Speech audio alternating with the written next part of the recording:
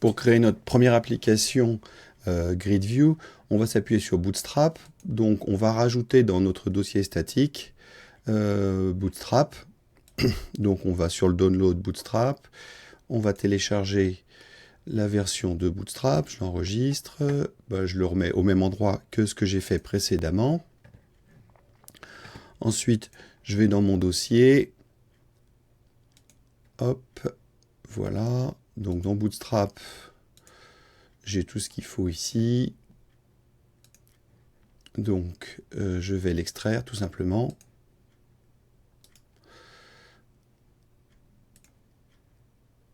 Voilà, et puis donc on va aller attraper ce dont on a besoin, à savoir le Bootstrap, tout ce qui va être les mines, hein, Bootstrap mine et Bootstrap mine, ici, copier,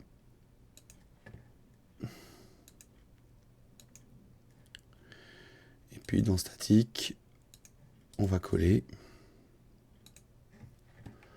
Voilà, on va faire pareil pour le JS.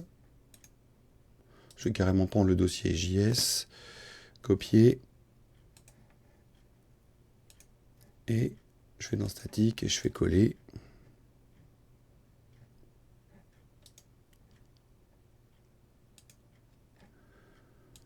Voilà, donc je me retrouve avec les fichiers JavaScript Bootstrap. J'ai vu qu'il y avait aussi les fontes, donc je prends ce dossier-là, je le copie, et je vais aussi le copier dans statique. Coller. Comme ça, dans statique, on aura vraiment tout ce qu'il faut. Bootstrap, JS Grid, et puis jQuery. Donc, je vais revenir ici, je vais recopier mon dossier statique qui va faire la mise à jour. Voilà, ce qui fait que dans statique, je retrouve bien tout ce dont j'ai besoin. Donc, il me reste à lancer Node-RED. Donc, Node-RED Start.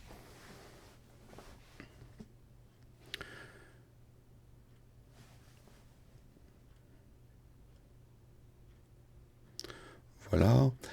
Et puis, de lancer le navigateur avec mon Node-RED, qui est ici. Donc, première chose que je vais faire, c'est que je vais faire une requête. Alors, ça, on va supprimer. Ça, on va le rabattre un peu pour l'instant, on n'en a pas besoin. On va faire une requête qui va appeler un template et qui va fournir une réponse HTML.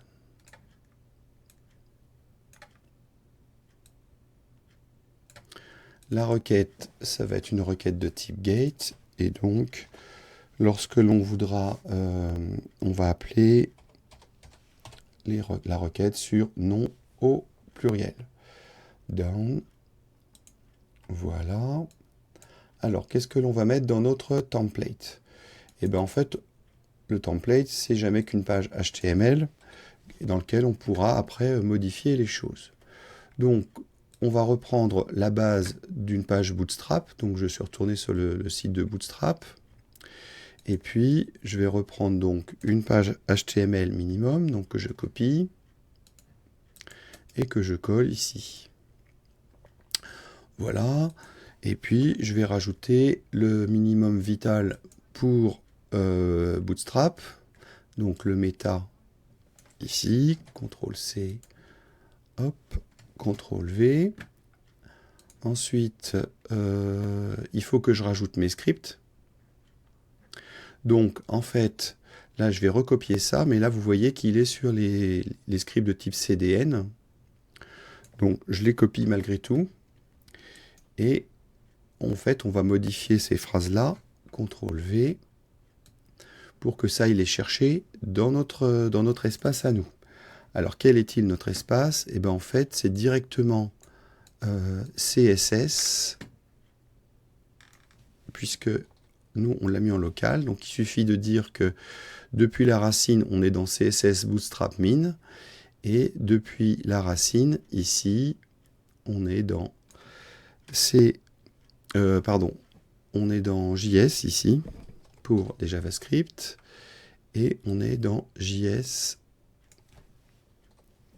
comme ça, hein, puisque on a déclaré nos pages statiques, et donc ça veut dire que là, en relatif, on va aller depuis la page statique dans le dossier CSS, chercher Bootstrap Min. Donc voilà pour notre page Bootstrap en mode local.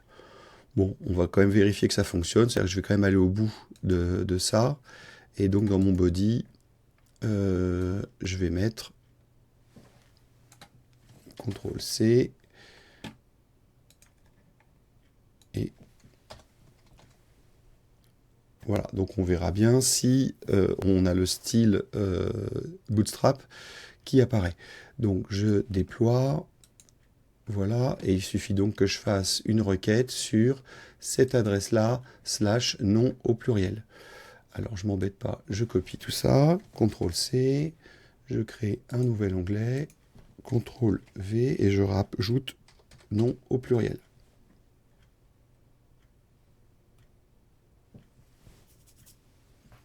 Et ça tourne un peu trop longtemps, donc je regarde ici. Ah oui, requesting. Alors évidemment, j'ai fait une erreur. J'ai mis un nœud non pas de réponse, mais un nœud de request ici. Alors forcément, ça ne peut pas marcher. Je vais donc mettre le bon nœud. Je vais redéployer. Voilà, je vais retourner à ma page ici, j'arrête. Et je recycle. Donc je remets mon adresse. Voilà, et là pour le coup ça fonctionne très bien. Et donc j'ai bien le style Bootstrap. Je vais pouvoir compléter avec ma grille et la remplir avec des données. Alors comment on fait ça? Eh bien en fait je vais donc reprendre ce qui est indiqué ici. Et il faut donc que je mette les feuilles de style et les scripts dans l'entête. Que je crée une div qui s'appellera JSGrid. Et puis que je crée un client. Donc en fait, ce qu'on va simplement essayer de faire dans un premier temps, c'est l'exemple qui est là, et voir si ça fonctionne correctement. Alors, concernant les grilles, donc on va prendre ça. Nous, il faudra juste rajouter, quand c'est une CSS slash, et puis ce nom-là, et quand c'est un JavaScript, JS slash ce nom-là. Donc je copie tout ça, CTRL-C, je retourne ici, je viens là, donc comme c'est une CSS, je rajoute CSS slash, ici CSS slash, et comme ça ici c'est un JavaScript, je rajoute JS slash. Voilà, ensuite, donc à la place de marquer ça, on va marquer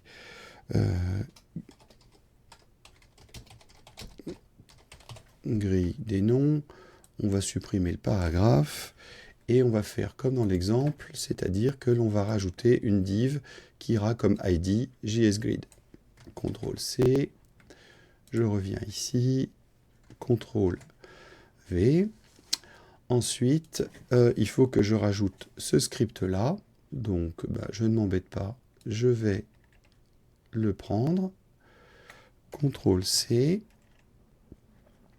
et je le rajoute donc en bas de mon en-tête ici. On copie donc tout le script qui est ici, CTRL-C, et je vais venir le mettre ici, CTRL-V.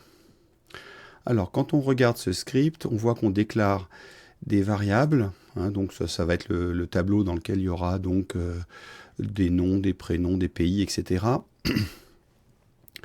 Et qu'on va être capable de modifier, donc de mettre la JSGrid sur l'élément qui a comme ID JSGrid.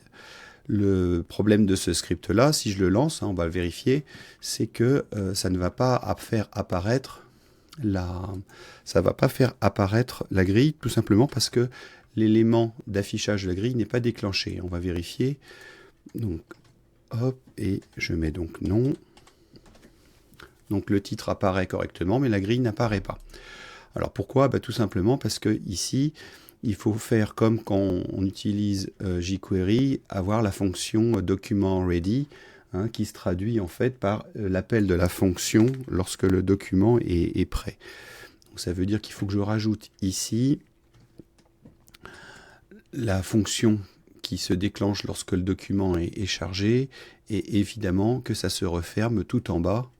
Donc il faut que je rajoute l'accolade, la parenthèse et le point virgule, de manière à ce que lorsque le document a été chargé, la JSGrid soit appelée. Donc là, si je fais ça, donc je le fais, j'actualise, bon, ça n'apparaît toujours pas, donc on va appuyer sur F12 pour voir d'où vient le souci. On va cliquer sur la console, je fais une actualisation, et on voit que le fichier jQuery a été bloqué, jQuery min. Alors en fait, on va retourner ici, voir si... voilà, effectivement, jQuery min, il n'existe pas, il s'appelle jQuery-320 min.js. Donc soit je renomme ce fichier-là, et ça va fonctionner, c'est ce que je vais faire tout de suite.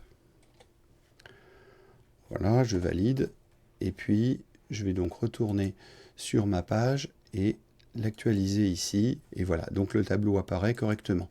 Hein. Donc on se rend compte que dès qu'il y a quelque chose qui ne tourne pas rond, tout de suite ça impacte et plus rien ne fonctionne.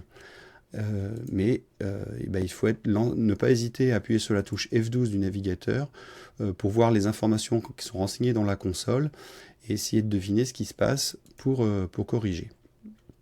Donc là, quand on regarde le script, donc là, il y a des variables qui sont déclarées. Cet élément-là permet de déclencher l'appel de tout ce qu'il y a à l'intérieur lorsque le document est prêt.